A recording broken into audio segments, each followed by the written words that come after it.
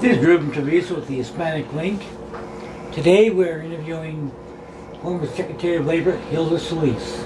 Thank you very much for joining us. Thank you so much for having me, Ruben. It's good to be here. Good to have you.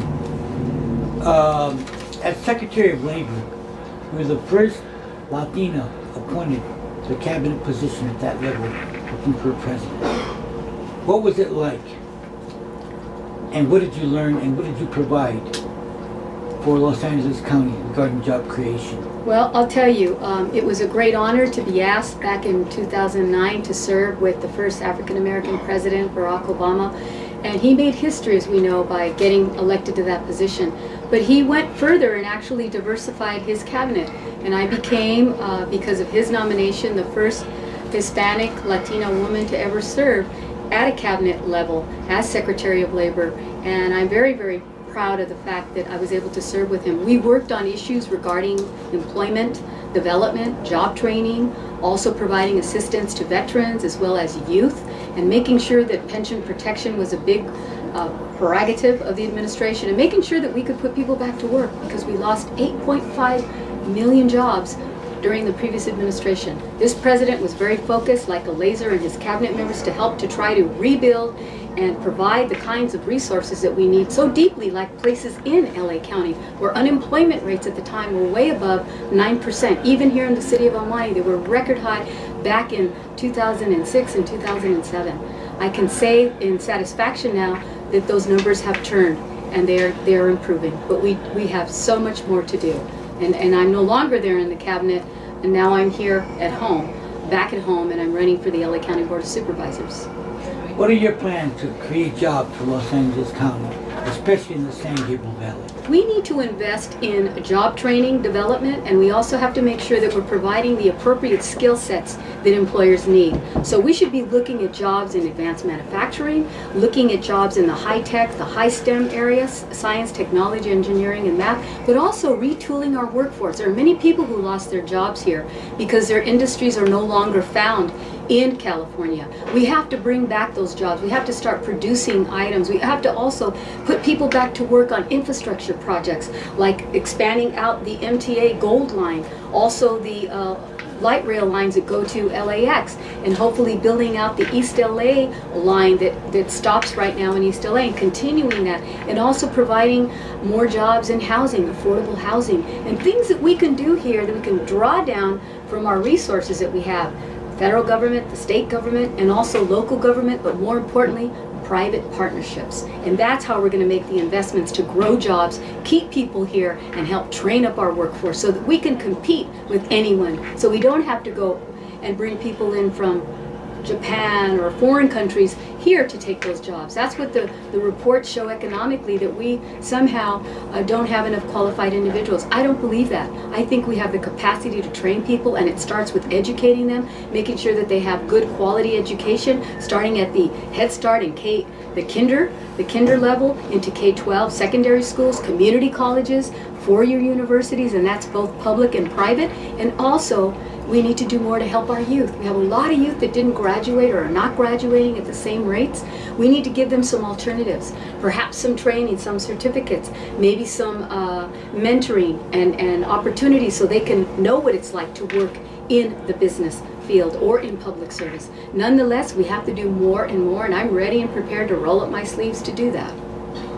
What are your views to provide the healthcare safety net for the individuals for Los Angeles County? Well, unfortunately, Ruben, you and I know that LA County and Southern California has a very large number of uninsured people still, even though we know that there's more opportunity for them to get enrolled in the new Affordable Care Act program to help provide the safety net. We still have the need to have more clinics provided, more expansion of our services in the role of prevention so that we can address those issues that really affect our community, like high rates of asthma, diabetes treatment, obesity, making sure that we have a clean space and areas for our young children, for our elderly to be able to have healthy lifestyles, nutritionally as well, and making sure that the county is actually involved in helping to bring about partnerships and bringing in all the stakeholders. We could have private corporations and enterprises community-based organizations as a part of that, our clinics, and our universities and colleges helping to build that workforce that will address healthcare and help us increase that safety net, because the county is the mandated safety net for most people here in Los Angeles County, and we have to strengthen it. And part of it is making sure that we know what our priorities are. How will you improve the safety net for the foster children of Los Angeles County? Well, Ruben, unfortunately, we've seen many bad examples of how a system doesn't work, and right now our current child protective services are not functioning to their capacity. We should be able to allow for a full volley of services for that child, for that infant, for that family, so we don't have to see incidences where a child loses their life in our custody or our care or our oversight, and making sure that people have the right tools, that we have enough social workers, that we reduce their caseloads, that we also bring into play more opportunity for a seamless data collection and transparency, so we can track a child's case and make sure that they're seeing healthcare providers and nurses up front, and that we have hubs, we call health hubs, so that young children and their families can be seen, and we can make sure that we're addressing all the issues that surround that child having to be placed either with a relative or in foster care. We ought to be able to bring down the costs of all those services if we're all on the same level playing field, we're all looking at the same problem and coming up with the same solution. Other states have been able to do it. We are the largest county in the country. Why are we not doing it? One of my priorities would be to get to work on that right away, and hopefully giving some assistance to these young foster children and the parents that want to keep them in their homes. There's this concept called kinship care, where say a parent is missing and the child will be placed either in foster care or has the option of maybe staying possibly with the relative. Statistics, reports, every evidence shows that it's better if that child stays with the relative. But for some reason, the county doesn't provide the same kind of full payment as you would to a foster or a group home. Why is that? Why are we somehow looking at quantity instead of quality, when we can turn that child's life around, make them feel comfortable in a setting that is natural for them and that is loving and that can be nurturing? And if those kinship, if those grandparents or other siblings need assistance, the county should be able to provide that, so we don't have to spend more money in foster care. And we know what the results are for children that are in foster care. Many of them do not graduate. Many of them fall backwards in terms of their studies and their grade level. Many of them end up being incarcerated. And we are already, how could I say, putting ourselves in a position where we're going to be expending millions and millions of dollars when we should be treating some of these symptoms and doing the right assessment up front and making sure that we give them the best quality treatment. And I don't know why we haven't been able to do that, but it's not acceptable. I remember working on these issues as a state senator and as a legislator, and working on passing legislation to help the county get there. But for some reason, it has gotten out of hand, and now we need to bring it back. So I wholeheartedly support the recent Blue Ribbon Commission that is overseeing Child Protective Services, to centralize it, to make sure that we really do look at this problem holistically and that all of us solve it together. On the other end of the spectrum are the veterans. What will you do to assist the safety nets that have fallen and failed veterans in Los Angeles County? Ruben, unfortunately, LA County has one of the largest homeless veteran population. And I am sad to say that we are not doing enough to provide them with the appropriate guidance, counseling, assessments. When we know they're coming back home, for example, those that are just returning from maybe 3 or 4 tours of duty, we should be able to already connect them with the kinds of services that they need. Right now, we're trying to ramp that up. When I was at the Department of Labor, we were working with the VA, we were working with HUD, we were working with a lot of our agency partners to see that we could have a safety net provided. We need to expand that model, but at the local level, and make sure that we can provide assistance so they find a job, that they find a home, that they find VA medical assistance if they have post-traumatic stress or if they have substance abuse. If there are anything that we detect that is going on that could create more problems, then we need to address it and put those resources up front. And we have to have transitional housing for those individuals that are homeless. If they come out of the hospital, VA, or if they're coming out of, say, an emergency unit after being cared for and they don't have a place to stay, we ought to be able to have a seamless system that places them in transitional housing, but make sure that there's wraparound services so that they don't end up going back into the cycle again. That's where our problem lies. We are not providing full service and attention. So I want to work on that, and I also want to work on helping women veterans. We see a record number of women veterans that are coming back home. This is a whole new opportunity for us to focus in on what their needs are, because in many cases these women have children, and those children are also suffering, and we have to do everything we can to help them get right treatment if they need it. Find a job should be a top priority. Getting our local businesses to hire people, even local government. We need to extend that olive branch. We should leave no soldier behind, and we should really take that to heart here at the county, because what better way of helping to promote the service that they gave us protecting our freedoms than guaranteeing them placement in a good job.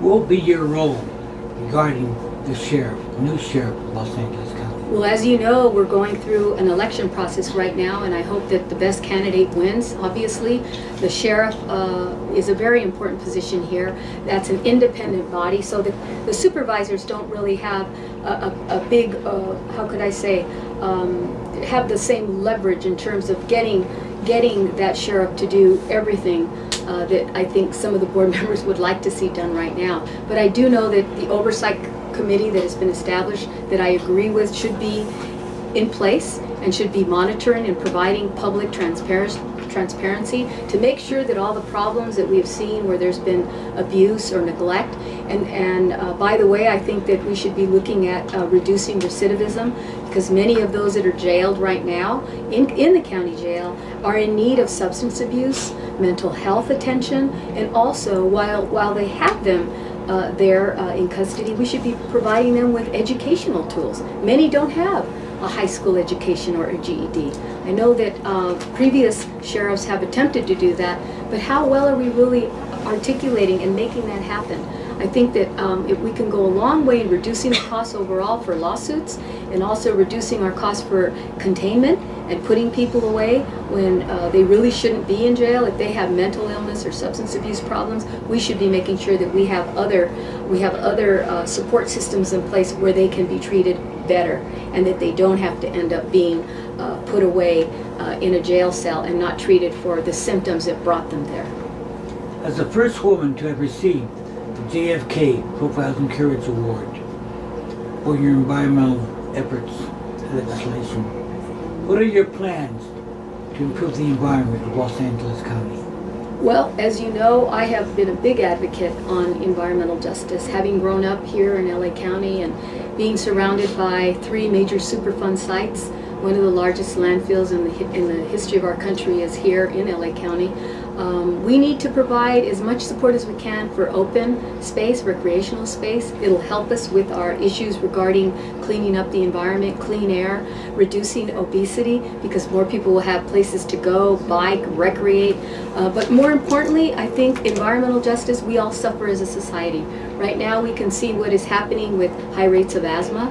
We can see the detrimental effects when you're on the freeway and you're backed up for a couple of hours just to get home, back and forth. The commute is outrageous, and the toxins that are emitted. We need to be looking at renewable energy. We need to be looking at helping the county also make those investments in renewable energy.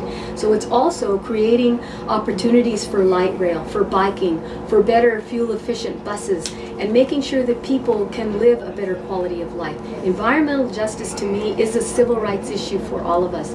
Right now I know in LA County there's a big issue regarding the Exide plant, battery recycling plant. I happen to know something about that. My father worked for 25 years at a battery recycling plant in the city of Industry, and I know what the devastating effects are if it's not treated and you are not provided with the tools, the safety tools that you need, respirators, appropriate clothing, making sure that OSHA standards are met, and that people's lives come first. People shouldn't have to feel that when you go into work that day that somehow at night you're not going to come out walking out from your job. Is it true that Supervisor Gloria Molina and Los Angeles County firefighters have endorsed you for the position? I am very proud and pleased that we have the support of the LA County firefighters union, and I'm also very happy to have the support of the first supervisor who's retiring after 23 years of service, the Honorable Gloria Molina. And I'm also proud that I have bipartisan support. I had received also the support of our former mayor of Los Angeles, Richard Riordan, and also many business organizations, real estate and what have you, local chambers and others that have come forward in support of my effort to become a representative for LA County Board of Supervisors seat number 1. How have you been reaching out to the community? Well, you know, I've been working on this now for about 1.5 years, and really going out and meeting with different groups, small groups, large groups, seniors, veterans, young people, people involved in the environment, people that are involved in wanting to see better health care, people that want to have a good working wage, a livable wage, people that represent all walks of life. And I've gladly made myself accessible. I don't know what else to tell you except that I have a long list of places that I have gone, and it keeps growing. Just yesterday I visited 4 senior centers in LA County that are in the first district, and it's great to be able to interact and hear the voices of our constituents, of people that we are asking for their support, their trust, and their voice, ultimately to have them hopefully vote by June the 3rd, because we have a very special primary election that's coming up on June the 3rd. Why are you running? Why am I running? Yes. Because I think I have a lot to offer. After 25 years of service as a public servant, and starting out at Rio Hondo College, running to represent the city of El Monte and South El Monte was one of my greatest joys, because it was the first time that a young person could realize their dreams, that access to education was first and foremost. That's a value, an American value that all of us should treasure. And my hope was to make sure that young people had opportunities to go on to higher education, because I know how hard it is for people to get ahead. And I know how tough it is when people tell you you can't go to college because you're not qualified or you don't have enough money. I was told those very same things when I was growing up, and now I look back and I say those were obstacles that were put in my way, but I did not allow them to keep me down. I ended up getting my college degree at Cal Poly Pomona, and I ended up getting my master's degree from USC. But I worked hard. It's always been about having a good support system, family behind me, and the values of wanting to give back and making sure that more people could benefit from public service and serving them in public office. It seems that you're the first in many areas. You were the first Latina in the California State Senate. Yes. Time and time again, you've been at the forefront. What is it that drives you? You know, Ruben, it's not so much about being the first one. It's making sure that our voices are heard. And I didn't get there by myself. I stand on the shoulders of the community and of the people that respect me and that worked with me and helped me to have their voices elevated. That's what I'm most proud of. It isn't Hilda Solis. It's about what I represent in terms of those voices from our community. And the San Gabriel Valley deserves to have a strong voice and strong leadership. Thank you very much for your time, Honorable Hilda Solis, and hopefully we'll be doing more shows. Thank you. Thank you. Thank you. Are you reaching our Some people are, she's on having transportation. I did hear Okay, that's okay. I was thinking if I didn't. That's all right. To get her, Yeah. not for this, but for maybe she can inform her about access services or something. But she, I don't know.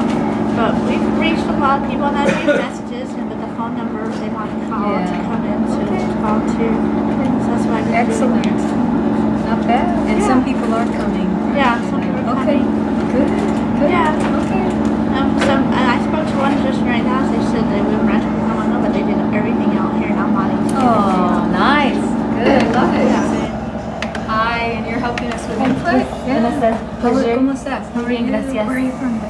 Chino, I'm... You're coming in too? Yeah. Qué bueno. Oh, thank you. How's it looking? I'm just doing the data entry. Okay, Just thank trying you. to get it in Need as fast I as we know. can. That's all going to help us. That way you don't have to backtrack. We just eliminate whatever process of elimination. Thank you. I'm excited that you're back from the West Coast. Yeah, muchas gracias. I can't tell you how much it means. How much it means to me. Thank you. Gracias. I don't think so. It's not very. Okay. That's all right. It's okay. That's all right. I feel the love. It's good. You're just telling me what you're working on. Organizing the Silver Lake Walk. Again, another walk. And who's leading it? Because you're not going It's to gonna be be out there. Hans. Okay. Hans. Oh, good. Okay, he came. Yeah. He did. Oh no, Okay. he's getting it together. Okay.